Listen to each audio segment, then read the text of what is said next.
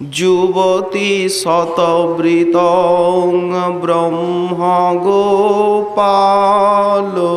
বেশম তপ্ত কাঞ্চন গৌরাঙ্গী রাধে বৃন্দাবনেশ্বরী বৃষভানুসুতে দেবী ত্বাং নমামি হরিপ্রিয়ে মূকং করোতি বাচালং পঙ্গুং লঙ্ঘয়তে গিরিম যৎকৃপাতমহং বন্দে পরমানন্দ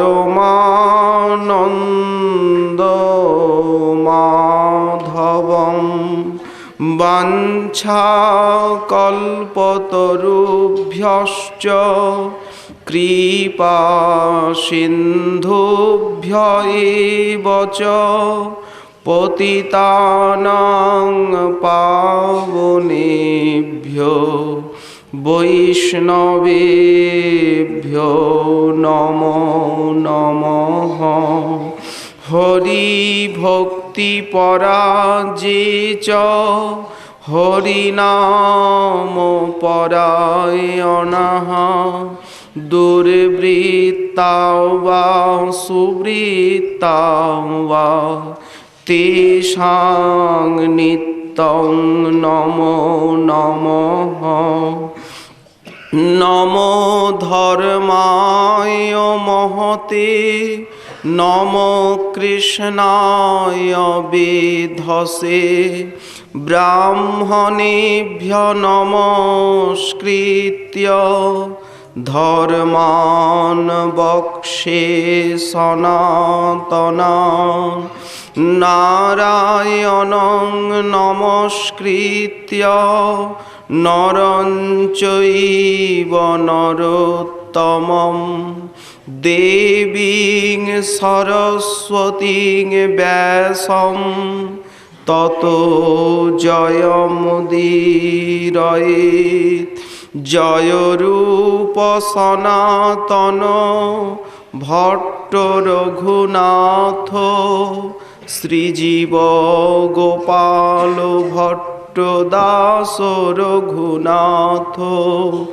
এই ছয় গোসাইয়ের করি চরণ বন্দন যাহা হইতে বিঘ্ন নাশ অভীষ্ট পূরণ দুর্গমে পথিমেন্ধস্য স্খলৎপাদগতির্মোহ সকৃপা যষ্ঠিদানেন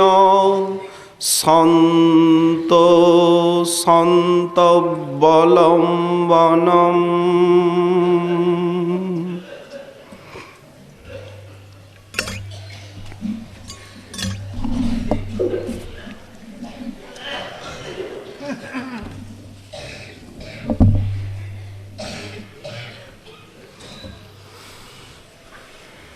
দহন কুতর্ক সলভা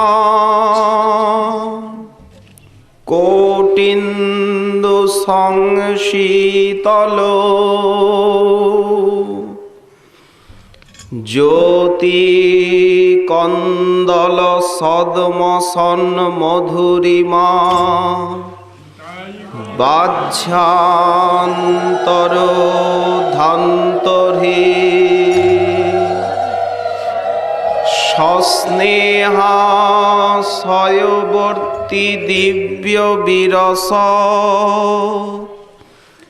তেজা সুবর্ণদ্যুতি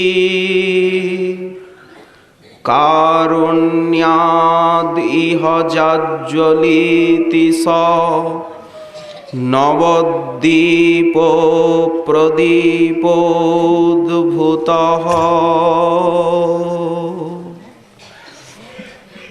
করুণা সিন্ধু প্রেম পুরুষোত্তম শ্রী শ্রীমন মহাপ্রভুর পরম অন্তরঙ্গ প্রিয় পার্ষদবর্য বৃন্দারণ্য নিবাসী গৌরভক্ত চূড়ামণি শ্রীল প্রবোধানন্দ সরস্বতী চরণ মহাপ্রভুর মহামহিমা অনুভব করত আর সেই অদ্ভুত নদীয়ার প্রদীপের জয়গান করছেন। বর্তমান কাল প্রয়োগের দ্বারা শ্রীপাদ জানাচ্ছেন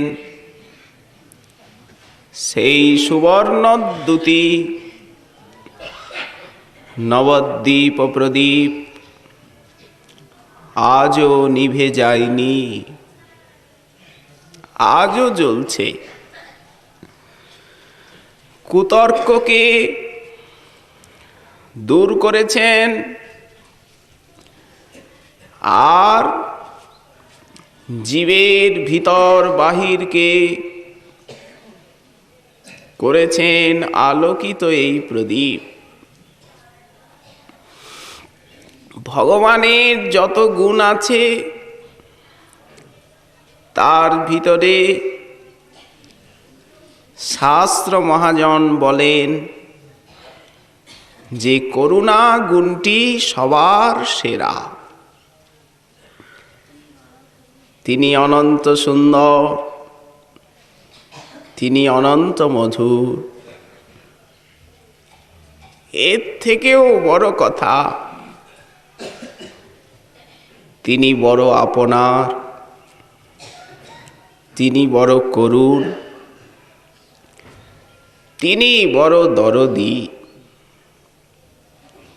এইটাই তো আমাদের ভরসা। তার করুণার পানে তাকিয়ে থাকবো আমরা।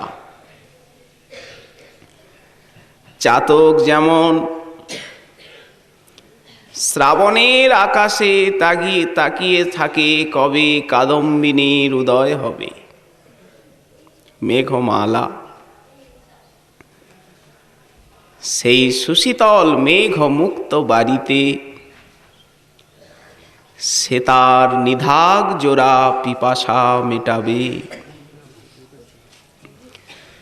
তেমনি কলিযুগের জীব আমরা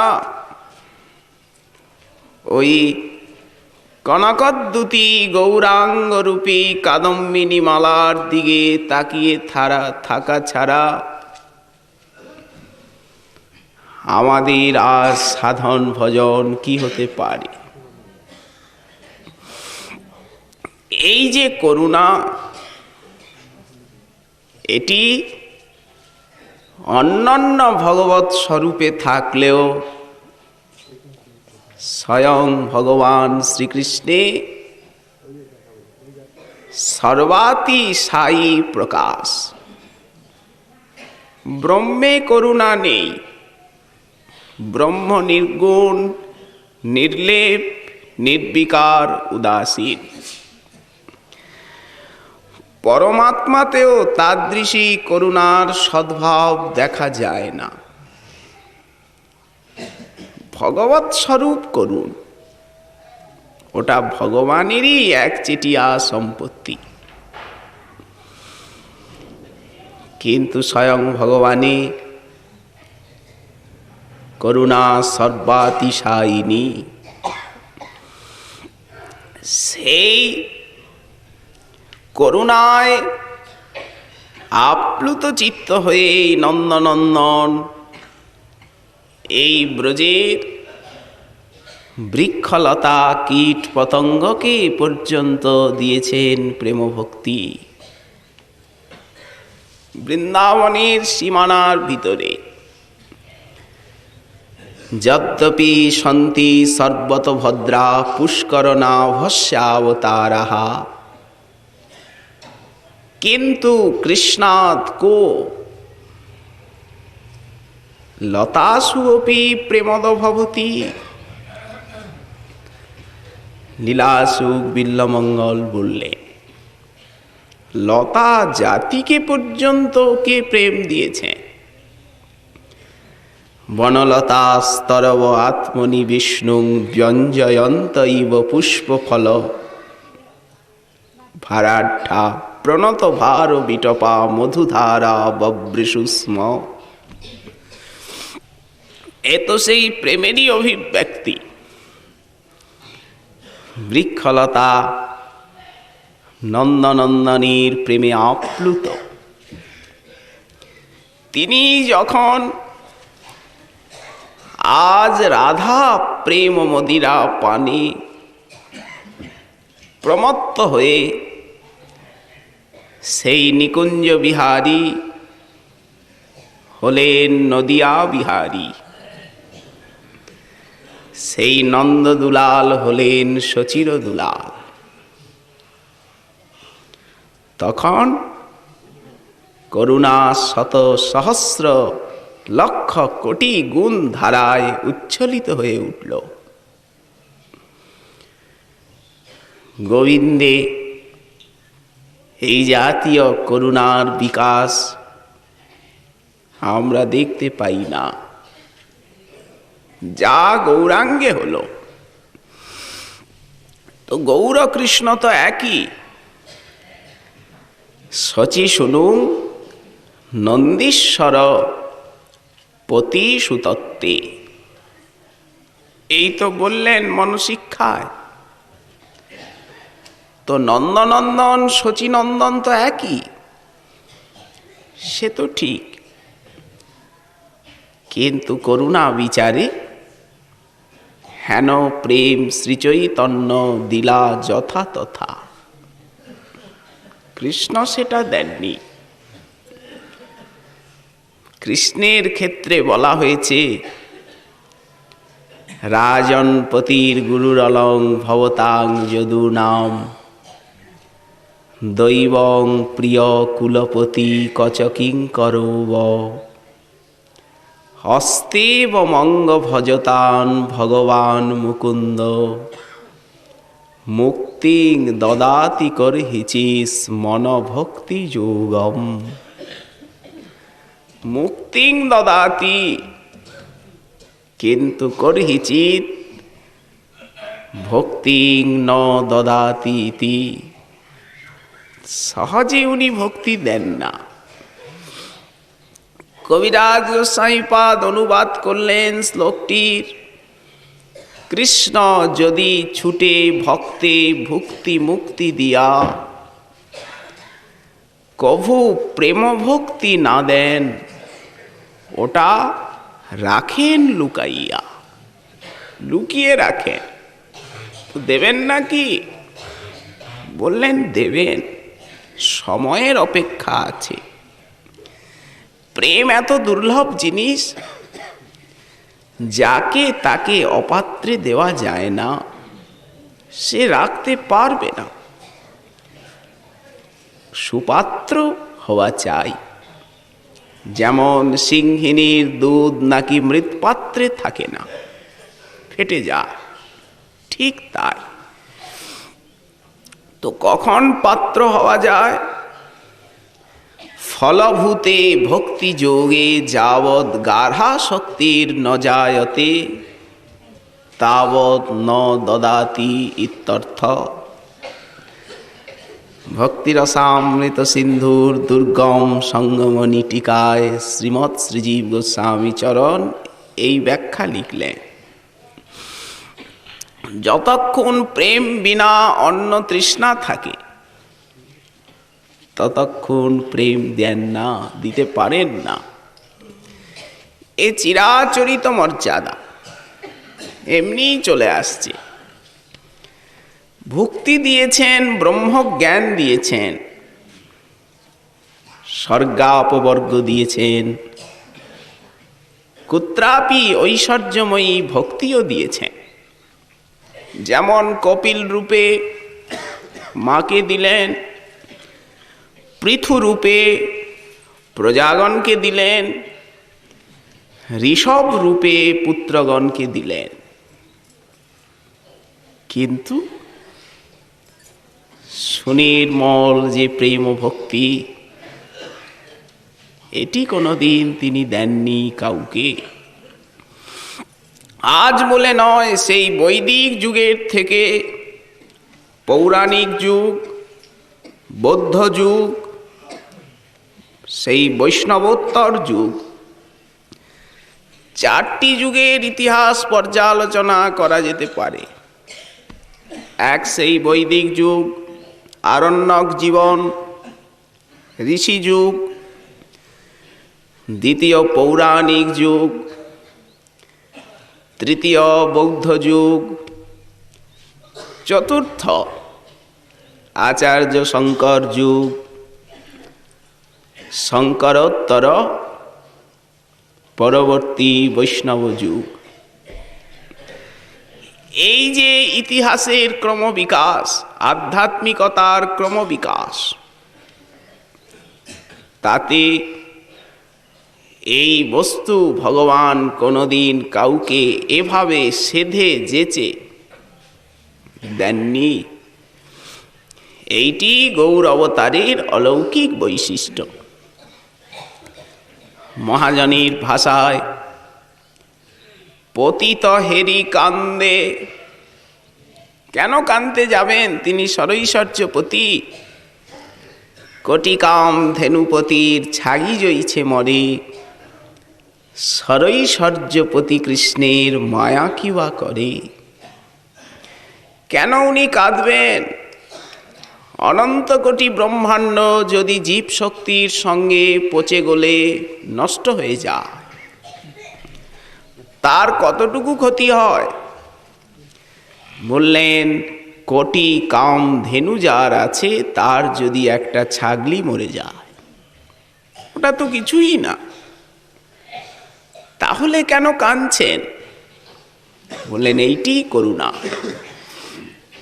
প্রত্যেকটি জীবকে সেবক করে আমি নিজের কাছে পেতে চাই, এই শাশ্বতী আকাঙ্ক্ষা তার বুক ভরা।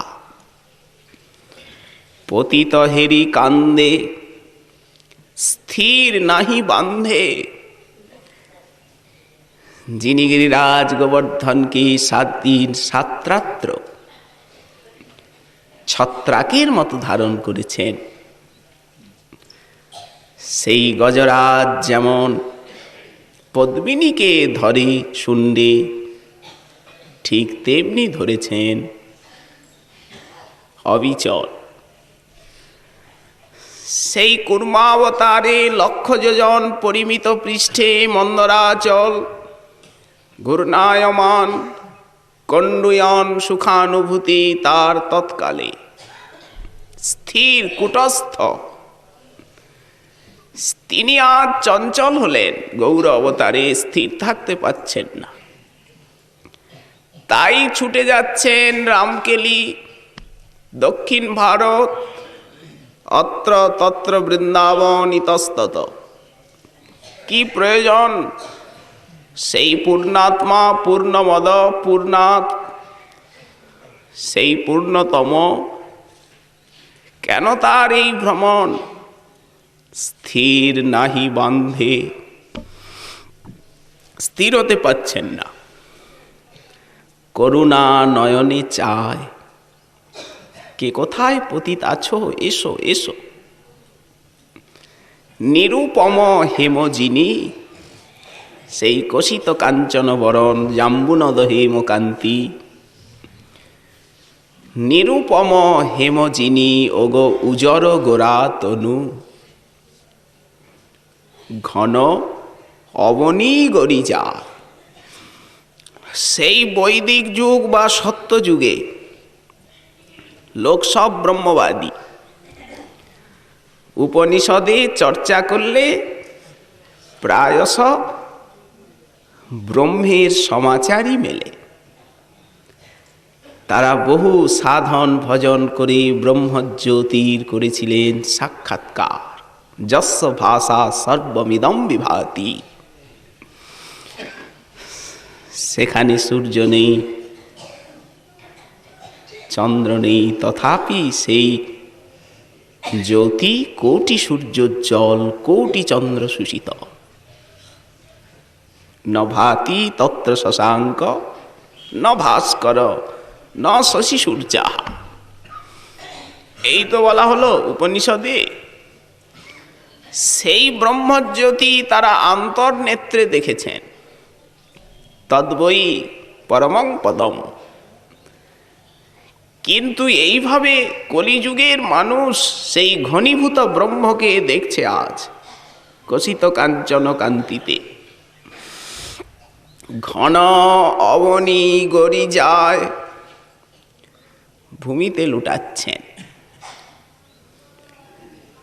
আমরা বিচার করি ভালো মন্দ, ন্যায় অন্যায়, এ লোকটি ভালো নয়, এখানে আড়াই প্যাচ, আমরা বিচার করি। কিন্তু উনি কি করেন? বললেন না, বর্ণ আশ্রম কিঞ্চন অকিঞ্চন। আজ বর্ণের বিচার উনি করলেন না,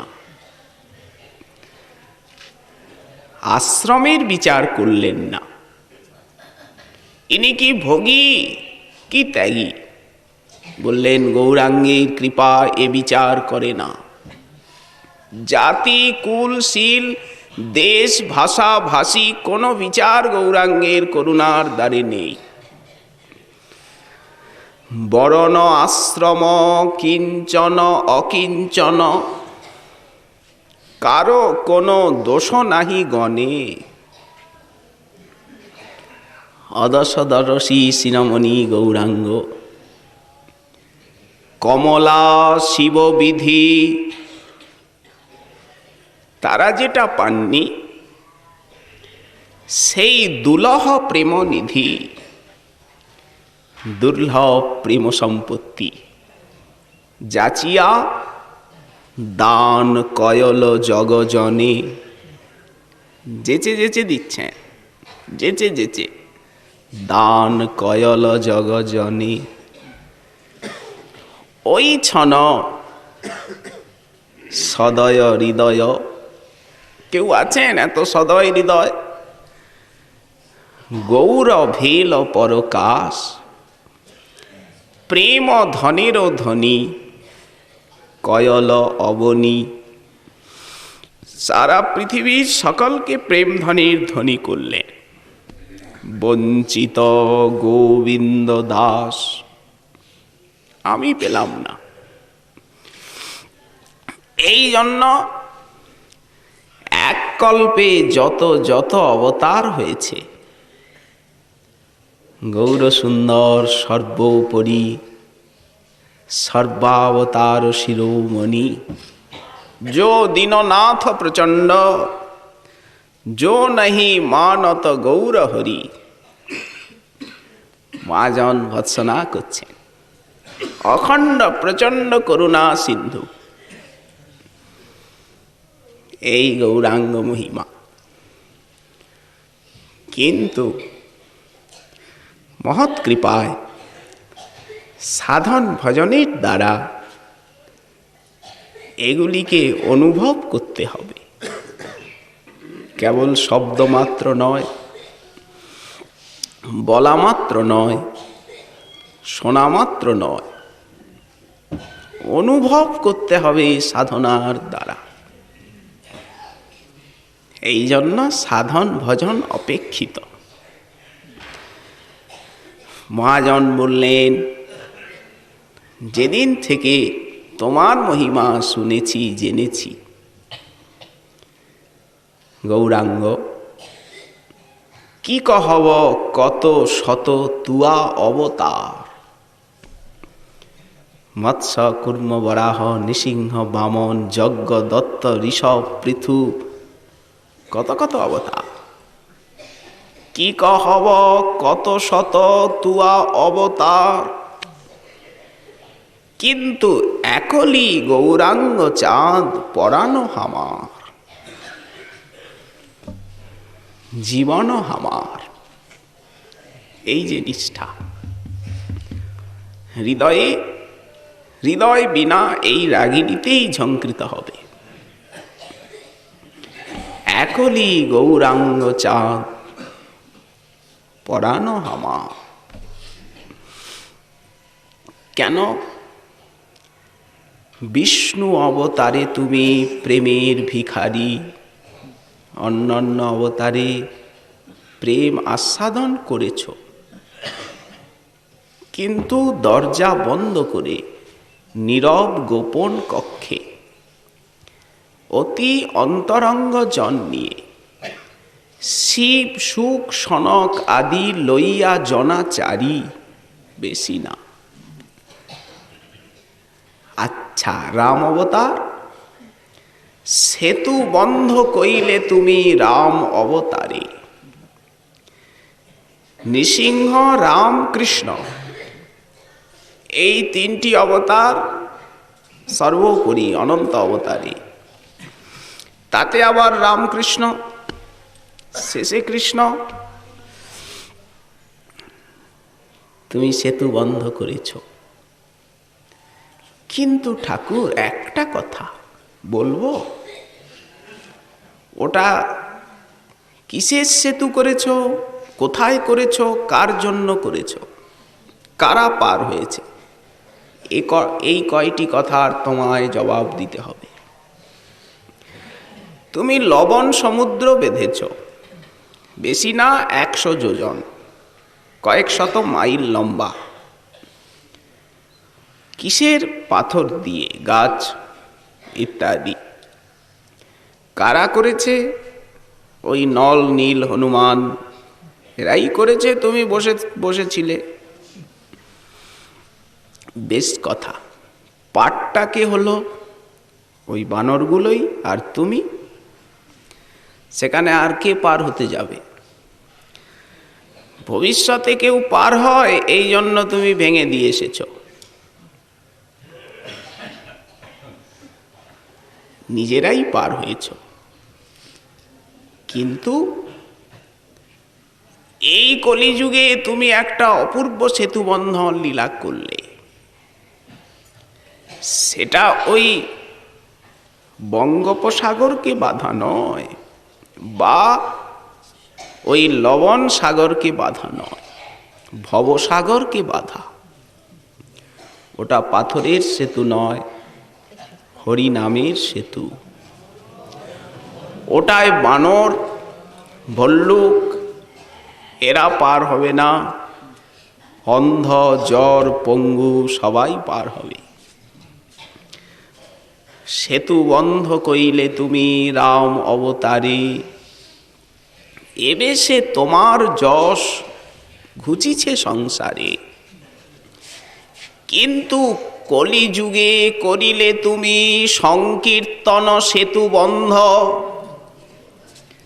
সুখে পার হোক যত জড়, পঙ্গু, অন্ধ। এরা পার হবে, এদের জন্য আগে আরক্ষণ আছে, গৌরাঙ্গ কৃপার আরক্ষণ আছে। সুখে পার হোক যত জড়, পঙ্গু, অন্ধ।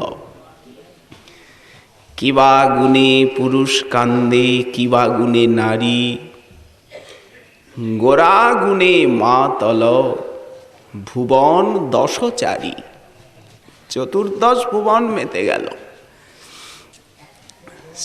আজ আর সেই সত্যত্রেতার আচার বিচারের কথা ভাই বলো না। যেমন গরম পড়লে শীতকালের জামা কাপড় পোশাক লোকে বেঁধে ছেদে ভালোভাবে রেখে দেয়, তো এটা কলিযুগ, সময় বদলে গেছে। সময় একটা দূরতিক্রমণীয় জিনিস, সময়ের উপরে কারো হাত নেই। এই জন্য মহাজন বললেন, ওই সত্যযুগের, ত্রেতা যুগের আচার বিচারগুলো এখন বেঁধে ছেদে তুলে রাখো, পরে দেখা যাবে। সেতিন যুগের আচার বিচার এখন সেসব রাখো। বদন ভরিয়া হরি হরি বলো। এখন যুগের ধর্ম দেখো, এটা যুগ ধর্ম। এখন ধ্যান ধ্যান নেই। কৃতে যধ্যায়ত বিষ্ণু, ত্রেতায়াং যজত মখৈ দাপরে পরিচর্যায়াম কলৌস্তদ হরিকীর্তনা বদন ভরিয়া হরি হরি বলো যুগের ধর্ম দেখো। সরল উপায় সবাই নিতে পারল, বালক বৃদ্ধ পুরুষ নারী, একদম ঔষধটা সহজ, পথ্য সহজ। তাই গোড়া গুণে মা তল ভুবন দশচারী, না জানিয়ে জপতপ এ বেদ বিচার, বাসু কহে গৌরাঙ্গ তুমি মোরে করো পার, আমি তোমার শরণ নিলাম। এই করুণার অনুভূতি মহাজনের। বৈদিক যুগে আমরা যদি উপনিষদের চর্চা করি দেখতে পাব ঋষিগণের আয়ু অনেক ছিল, শক্তি অনেক ছিল, কিন্তু তারা প্রায় করে ব্রহ্মবাদী ছিলেন। বেদান্ত সূত্রের প্রথমেই বলা হলো অথাত ব্রহ্ম জিজ্ঞাসা। তাদের সংসারে আসক্তি ছিল না ঠিকই, স্বভাবতই জ্ঞানের প্রতি আকর্ষণ, উচিত তাই ব্রহ্ম জিজ্ঞাসা, ভগবত তত্ত্ব জানবার ইচ্ছা, সদ্ধর্ম পৃচ্ছা। সেই ব্রহ্মের লক্ষণ কি, যাকে জানতে হবে, যার জিজ্ঞাসা জীবনে জাগবে। বেদব্যাস উত্তর দিচ্ছেন জন্মাদ্যস্য যতঃ, এটি সেই পরব্রহ্মের লক্ষণ। অস্য বিশ্বস্য জন্মাদি যস্য ভবতি, যার থেকে হয় সেই ব্রহ্ম, তিনি বেদকর্তা। উপনিষদ বলছেন শাস্ত্র যোনিত্বাৎ, বেদব্যাস বললেন শাস্ত্রের তিনি যোনি, যোনি শব্দের মূল কারণ, আবার শাস্ত্র তাকে জানাবার মূল কারণ। এখানে অঙ্গাঙ্গী ভাব, সেই কার্যকারণ সম্বন্ধ উভয়ত্র। শাস্ত্র তাকে জানাবেন, আবার তিনি শাস্ত্রের দ্বারা জ্ঞাত হবেন, শাস্ত্র যোনিত্বাৎ। আচ্ছা, তাহলে যে জগতে নানা মত দেখা যায়, বললেন না, তত্ত্ব সমন্বয়াৎ, তাতেই সব কিছুর সমন্বয়।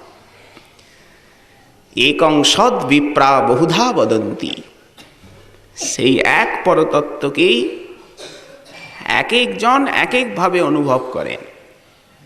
এখানে এক এক ভাব, ওই যে জ্ঞান যোগ ভক্তি তিন সাধনার বসে ব্রহ্ম পরমাত্মা ভগবান ত্রিবিধ প্রকাশে। অতএব একং সদ বিপ্রা বহুধা বদন্তি, এই তো উপনিষদ বলছেন। এবং বেদান্ত তাকে প্রতিপাদন করছেন, ইক্ষতের না শব্দম, সমস্ত শব্দ রাশি তাকেই প্রতিপাদন করতে চায়। উপনিষদের এই ভাষা, কিন্তু স্ফুটভাবে বেদ বিবিধ লীলার বর্ণনা করেছেন বীজাকারে। কারণ বেদ শাস্ত্র কহে সম্বন্ধ অভিধেয় প্রয়োজন, কৃষ্ণ কৃষ্ণ ভক্তি প্রেম তিন মহাধন। তো যদি বেদের প্রতিপাদ্য কৃষ্ণ কৃষ্ণ ভক্তি প্রেম হয়, কিন্তু পুরাণে যেমন স্ফুট তেমনটি সেখানে নয়, কোন কোন মন্ত্রে আকার ইঙ্গিতে। বেদে কি তোমার নাম নেই? বললেন আছে অবশ্য, কিন্তু পরোক্ষ, ঢাকা ঢাকা। যেমন বেদে বলা হয়েছে হিরণ্ময় পুরুষ, বেদব্যাস ব্রহ্মসূত্রে বললেন অতস্তদ্ধর্ম বপদেশা, একটা ব্রহ্মসূত্র। এইভাবে বলা হলো সেই হিরণ্ময় পুরুষ। যেমন বলা হলো আকাশ, সেই পরতত্ত্বকে বোঝাতে গিয়ে ঋষি বলছেন আকাশ। কে প্রাণে বাঁচত যদি আকাশ না থাকত? এইভাবে পরোক্ষবাদা ঋষয় গগন সদৃশং মেঘবর্ণম শুভাঙ্গ। তেমনি শিষ্য জিজ্ঞাসা করছেন সেই ব্রহ্ম কেমন? উপনিষদের ঋষি বললেন তিনি প্রাণ, বিশ্ব প্রাণ, জগৎ প্রাণ, অনন্ত প্রাণী ব্রহ্ম। ভাগবতেও এ কথা আছে। ওই যে ধ্রুব মহাশয় স্তুতিতে বললেন অন্তঃপ্রবিশ্য বাচমিমাম প্রসুপ্তাম সঞ্জীবয়ত্যখিল শক্তিধরস্বধাম্না অন্যাংশ্চ হস্তচরণান শ্রবণত্বগাদীন প্রাণান নমো ভগবতে পুরুষায় তুভ্যম। এইভাবে বলছেন।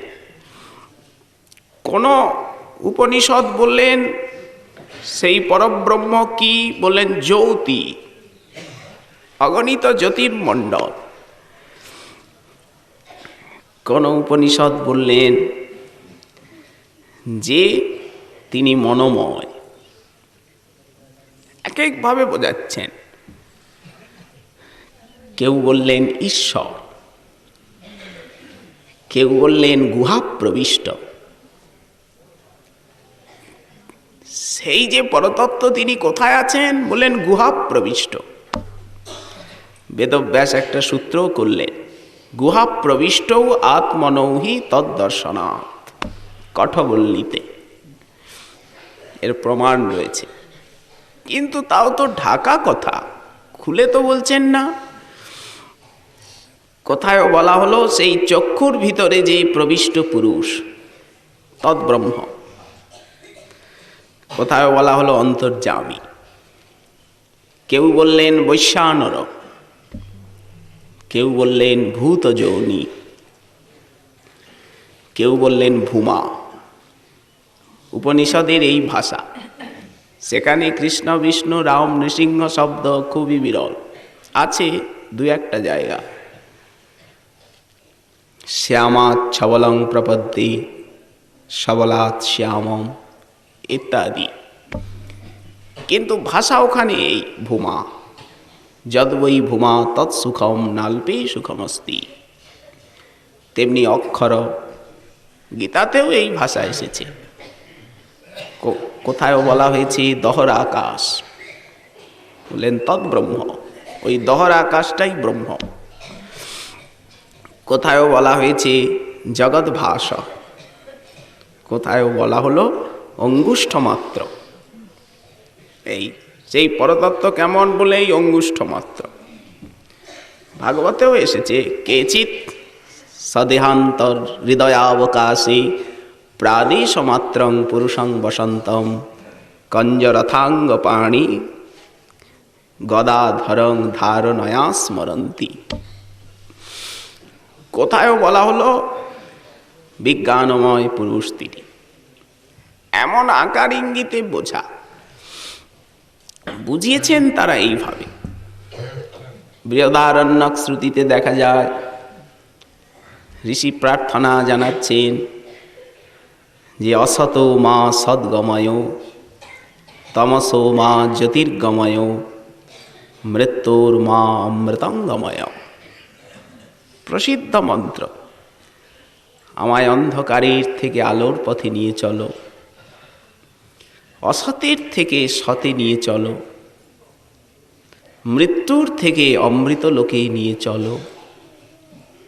এই প্রার্থনা। ভক্তির ধ্বনি আসছে, কিন্তু স্ফুট চিত্রণ তো নেই, ব্যাখ্যা তো নেই। সেই জন্য আমরা দেখতে পাই সেই বৃহদারণ্যকে মহর্ষি যাজ্ঞবল্ক্য তিনি সন্ন্যাস নেবেন। পত্নী মৈত্রেয়ী দুঃখিনী, পতিদেবতা চলে যাবেন। তখন যাজ্ঞবল্ক্য বলছেন মৈত্রেয়ী তুমি কি ধন সম্পত্তি চাও, আমার কাছ থেকে চেয়ে নাও, তুমি যা চাইবে আমি তাই দেব। মৈত্রেয়ী বললেন, যার দ্বারা সেই অমৃতত্ব লাভ করা যায় না, এমন নশ্বর ধন সম্পত্তি দিয়ে আমি কি করব? আমায় অমরত্ব লাভের উপায় বলে দিন। গভীর ধ্যান প্রভাবে যে তত্ত্বকে অনুভব করা যায়। যাজ্ঞবল্ক বললেন, তাই হবে। একবার রাজর্ষি জনক কোনো যজ্ঞ করছিলেন, বহু ব্রাহ্মণ সেখানে উপস্থিত। রাজর্ষি বললেন, আমি আজকে এই শুভ মুহূর্তে সহস্র দুগ্ধবতী গাভী দান করব। এই রাখা আছে 1000 গাভী। আপনাদের ভিতরে যিনি ব্রহ্মজ্ঞ পুরুষ, তিনি আসুন, এই দান সাদরে স্বীকার করুন। 1000 গাভী। সকলে পরস্পর মুখের দিকে চাওয়াচাই করছে। কে ব্রহ্মজ্ঞ আমাদের ভিতরে? সবাই বিদ্বান, সদাচারী, কিন্তু ব্রহ্মজ্ঞ হওয়া তো চারটেখানি কথা নয়। তখন যাজ্ঞবল্ক শিষ্যকে বললেন, ওহে, এই গাভীগুলো আমার আশ্রমে নিয়ে চলো। তার মানে যাজ্ঞবল্কই দান নিতে স্বীকৃত হলেন। তখন বিপ্রমণ্ডলী বিবাদ শুরু করলেন যে আপনি ব্রহ্মজ্ঞ হলেন, তার প্রমাণ কি? প্রমাণ দিয়ে নেবেন, আমরাও তো এত আছি। যাজ্ঞবল্ক তিনি যে যথার্থ ব্রহ্মজ্ঞ, বারবার বারবার গার্গী তাকে পরীক্ষা করেছেন। আমার এই প্রশ্নের উত্তর দিতেই হবে, যদি দিতে পারেন তো মানব আপনি ব্রহ্মজ্ঞ। বৃহদারণ্যক শ্রুতিতে যত ঋষির নাম আছে তার ভিতরে যাজ্ঞবল্কই প্রধান প্রমুখ। কিন্তু সেখানেও ভক্তিবাদের কথা। ভাগবতের শ্লোকে শ্লোকে যে উজ্জ্বল আলোক দেখা যায়, সেটি উপনিষদের শ্লোকে ততস্ফুট নয়, ঢাকা। এই জন্যই গায়ত্রী ভাষ্যরূপ সৌ বেদার্থ পরিবৃঙ্হিত।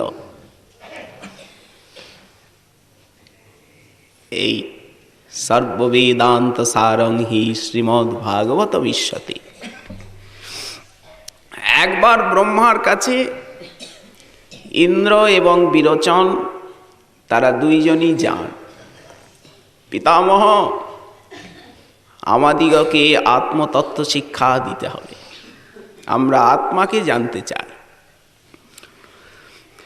পিতামহ বললেন, যাও তপস্যা করো, আগে সংযম ব্রহ্মচর্য অবলম্বন করো। সংযম, সংযমী সদাচারী না হলে তত্ত্বানুভূতি হয় না। দীর্ঘদিন ইন্দ্র বিরোচন সংযম সদাচার পালন করে এলেন। পিতামহ বোঝাচ্ছেন আত্মা। তো প্রথম চরণটা বোঝালেন যে এই আত্মা, এই বিরোচন বুঝে নিল দেহই আত্মা। ইন্দ্র তাতে তৃপ্ত হলেন না, বুঝতে পারিনি। ব্রাহ্মণ, বুঝলাম না, আবার বলুন। ব্রহ্মা বললেন, যাও আরো তপস্যা কর। 32 বৎসর তপস্যা করে ইন্দ্র আবার এলেন, বোঝাচ্ছেন আত্মতত্ত্ব। ইন্দ্র বললেন, বুঝতে পারলাম না, তৃপ্ত হলাম না। বললেন, যাও আবার 32 বৎসর তপস্যা করো। শেষে আত্মতত্ত্ব বুঝলেন। তো উনি যাদেরকে বোঝালেন তারা হলো দেবতা, ইন্দ্র তো বোঝালেন অন্যান্যকে। আর বিরোচন সে ভাবলো দেহই আত্মা, সে উপদেশটা নিতে পারল না। তো এখন সে যাদেরকে বোঝালো যে দেহই আত্মা, তারা ওইটাই মেনে নিল। তারা কারা? বলেন, তারা হয়ে গেল অসুর। তাহলে দেহবাদী যারা, ভোগবাদী, তারা বিরোচনের দলে, আর যারা আত্মবাদী, যথার্থ আত্মানুভবী, তারা ইন্দ্রের দলে চলে গেলে। এই জন্য সুরয় ঋগ্বেদ প্রয়োগ করলেন পশ্যন্তি সুরয়। সেখানে সুরি বলতে দেবতা, বেদজ্জ্বলা বুদ্ধি যারা, তারা সেই পরপথকে দেখতে পান। এত রহস্যময় সেখানে আত্মতত্ত্বই। যদি তাই হয় তাহলে পরমাত্ম তত্ত্ব, ভগবত তত্ত্ব, ভক্তি তত্ত্ব, প্রেম তত্ত্ব কত নিগুড় হবে, এ সহজেই অনুমেয়। উপনিষদ ভক্তির কথা বলেছেন, ভক্তি নাম এসেছে কয়েকবার, কিন্তু অন্য নামও প্রয়োগ করেছেন, মধুবিদ্যা, শাণ্ডিল্য বিদ্যা। সেখানে ভক্তি শব্দের থেকেও বিদ্যা শব্দটি অধিক প্রযুক্ত হয়েছে। কিন্তু আজ গৌরাঙ্গের যুগে কোনো ঢাকাঢাকির ব্যাপার মহাজন রাখেননি। যেমন দানটি হয়েছে সার্বজনীন, তেমনি তাদের ব্যাখ্যা, বিবৃতি, বর্ণনাও হয়েছে সার্বজনীন। গৌড়ীয় গ্রন্থাবলীতে এমন কোনো স্থান নেই যে তারা বলে গেছেন তোমরা পড়বে না।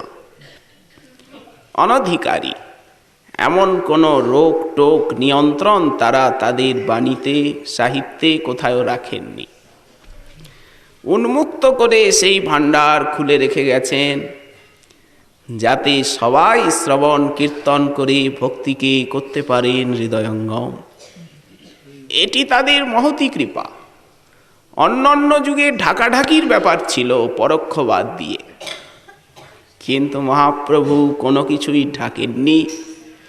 কাউকে কোনো বিষয়ে অধিকারী অনধিকারী বলে বঞ্চনা করেননি। এইটাই গৌরকৃপার বৈশিষ্ট্য। এই জন্য আমরা পরবর্তীকালে দেখতে পাই বৈদিক যুগ চলে গেল, সত্যযুগ, ত্রেতা যুগের আরম্ভ হলো। ধীরে ধীরে রজগুণ প্রবেশ করল মানুষের ভিতরে। তখন ওই দ্বন্দ্ব বিবাদ হতে লাগলো দেবাসুরে। জগৎ দুঃখী। সব দেবতাগণ গিয়ে ব্রহ্মার কাছে প্রার্থনা করলেন, ব্রহ্মণ আমরা দুঃখী, আমাদের আনন্দের জন্য কোনো কিছু সৃষ্টি করুন। ত্রেতা যুগে। তখন ব্রহ্মা বললেন, কেন আমি তো 4 বেদ করেছি, বেদাঙ্গ করেছি তোমাদের অভ্যুদয়ের জন্য। বললেন না, আরও কিছু করতে হবে। আচ্ছা ভাবছি। তখন ব্রহ্মা ধ্যানস্থ হয়ে সমস্ত বেদ সার নিয়ে নাট্যশাস্ত্র প্রকট করলেন। নাট্যবেদ অপর একটি পঞ্চম বেদ হল। কে এই নাট্যশাস্ত্র ধারণ করবে? ব্রহ্মা বললেন, দেবতাগণ এই নাট্যশাস্ত্র অধ্যয়ন অধ্যাপনা করো, এতে অধিক আনন্দ পাবে, সদ্য আনন্দ অনুভূতি। আমরা অক্ষম, আমাদের দ্বারা হবে না। এই যে ভরত আছে, আপনি এই ভরতকে নাট্যশাস্ত্র দিন। মহামুনি ভরত হলেন নাট্যশাস্ত্রের আচার্য, প্রচার করলেন। এই যে অভিনয় বিদ্যা, সঙ্গীত, শিল্পকলা ইত্যাদি আনন্দের জন্য জগৎবাসীর ব্রহ্মা এগুলি করলেন। কিন্তু তাও তো প্রাকৃত হলো। ধীরে ধীরে কালের প্রভাব বাড়তে লাগলো। মানুষ বেদের অর্থ, উপনিষদের শুক্তি, সেগুলিকে নানা কদর্থনা করতে লাগলো। তখন ভগবান বেদব্যাস রূপে অবতীর্ণ হলেন, সত্যবতী নন্দন রূপে। সমস্ত বেদকে সংগ্রহ করে বিভাজন করলেন, উপনিষদকে শৃঙ্খলাভাবে সাজালেন, পুরাণ সংহিতা প্রণয়ন করলেন। এলো পৌরাণিক যুগ। আগে তো পুরাণ ছিলেন না, নিত্য বটে, কিন্তু ইদানীং প্রকাশিত হলেন। ভারত ব্যপদেশেন ঝামনায়ার্থশ্চ দর্শিত। মহাভারত করলেন লক্ষ শ্লোকাত্মক। ব্যাস কৃপণ বৎসল। এলো পৌরাণিক যুগ। সেটা ধীরে ধীরে ধীরে ধীরে যাগ যজ্ঞ বহুল হয়ে গেল। বৈদিক যুগ ছিল ধ্যান প্রধান, জ্ঞান সাধনা বহুল, সন্ন্যাস প্রধান। সবাই তারা কৃতার্থ ছিলেন, এই জন্য সেই যুগটিকে কৃতযুগ বলা হতো। সবাই সমন শ্রমণ। তো পৌরাণিক যুগে যাগযজ্ঞ প্রচুর হতে লাগলো, শেষে প্রাণী হিংসাটা এসে দাঁড়ালো। ভগবান বুদ্ধ রূপে প্রকটিত হলেন, শূন্যবাদ প্রচার করলেন। শূন্যবাদের দ্বারা ধীরে ধীরে বৈদিক সনাতন ধর্ম অবলুপ্ত প্রায় হল। তখন আচার্য শঙ্কর এলেন, সাদৃশ্য রেখে তিনি বৈদিক সনাতন ধর্মের স্থাপনকল্পে বেদ পুরাণকে স্থাপন করলেন। আচার্য শঙ্কর কি মত প্রবর্তন করেছেন সেটা বড় কথা নয়। সেই বৌদ্ধ যুগে যেদিন বেদাদি শাস্ত্র লুপ্ত হয়ে যাচ্ছিল, উনি পুনরায় বেদ পুরাণকে প্রকাশ করেছেন। এইটি আচার্যের শ্রেষ্ঠ কৃতিত্ব। তীর্থগুলি উদ্ধার করলেন, ভগবত বিগ্রহ স্থাপন করলেন স্থানে স্থানে, কিন্তু যে দর্শন সিদ্ধান্তটি প্রকাশ করলেন সেটা কাল্পনিক খানিকটা আর আংশিক শ্রুতিসম্মত। একটা মায়া বলে অতিরিক্ত কিছু স্বীকার করলেন, যাকে বললেন অনির্বচনীয়া সদ অসদ বিভিন্না কেনাপি বক্তুং ন শক্যা সা মায়া অজ্ঞানম। অভিনব মায়া বলে একটি নূতন কিছু স্বীকার করে তার বিবৃতি দিলেন। এই জন্য তাকে বিদ্বানজন মায়াবাদী বলেন, আর ওই মতটাকে বলে মায়াবাদ। কেন, শ্রুতিতে কি মায়ার কথা নেই? অজাম একাম শুক্লাম, অজাম একাম লোহিত শুক্ল কৃষ্ণাম, এখানে তো মায়ার কথা আছে। বললেন সে মায়া আলাদা, আর শঙ্কর যে মায়ার সংজ্ঞা দিলেন বা অজ্ঞানের, সেটা আলাদা। শঙ্করের যুগে সবাই অদ্বৈতবাদী, কিন্তু উনি বহু পরিশ্রম করলেন সেই বৌদ্ধবাদ মীমাংসাবাদ একে উনি দূরীভূত করলেন। কিন্তু তারপরেই জগতের ভাগ্যাকাশে ভাগবত ধর্মের আবির্ভাব ঘটল। ধীরে ধীরে অমাবস্যাটা যাবে, প্রতিপদ আসবে, তারপরে তো ধীরে ধীরে কলায় কলায় চাঁদ। ঠিক তাই এলেন আচার্য রামানুজ, তিনি বিশিষ্টাদ্বৈতবাদ নিয়ে, আচার্য মধ্য দ্বৈতবাদ নিয়ে, শ্রীনিম্মার্কাচার্য দ্বৈতাদ্বৈতবাদ নিয়ে, বিষ্ণু স্বামী বিশুদ্ধাদ্বৈতবাদ নিয়ে, সবার শেষে মহাপ্রভু এলেন অচিন্ত ভেদাভেদবাদ নিয়ে। এই তো দার্শনিক সিদ্ধান্ত পরম্পরা। আজ ভাগবত ধর্ম পূর্ণচন্দ্রের মতো জগতে প্রকাশিত, এটা মহাপ্রভুর দ্বারাই। কারণ সে যুগে ভাগবত ধর্মের আদর বা কদর কমই ছিল। এই জন্য সরস্বতীপাদ বলছেন যে যিনি কোটিন্দু শীতল এবং জ্যোতি কন্দল সদ্ম সন্মধুরিমা বাহ্যান্তরধ্যান্তরহিত, যিনি মধুর অপেক্ষা মধুর, নিখিল জ্যোতির উৎস। এখানে কোন জ্যোতি? বললেন দিব্য জ্ঞান জ্যোতির উৎস, আর ভিতর বাহিরের অন্ধকার নাশকারী সেই সুবর্ণদ্যুতি প্রদীপ, অপূর্ব শীতল স্নিগ্ধ ছটা যিনি বিকিরণ করছেন, সেই নবদ্বীপ প্রদীপ আজও নদিয়ায় প্রজ্জ্বল জ্বলছে, জ্বলছেই, এ প্রদীপ নিভবে না। অপূর্ব শ্রীপাদের অনুভূতি পরবর্তী শ্লোকে আবার অপূর্ব আস্বাদনী প্রকাশ করছেন তিনি। শ্রীমন মহাপ্রভুর কৃপা হলে আগামীকাল আবার এই বিষয়ে আস্বাদনীর আকাঙ্ক্ষা রইল। আজকে শ্রী শ্রী চৈতন্য চন্দ্রাম কথার এইখানি বিশ্রাম দেওয়া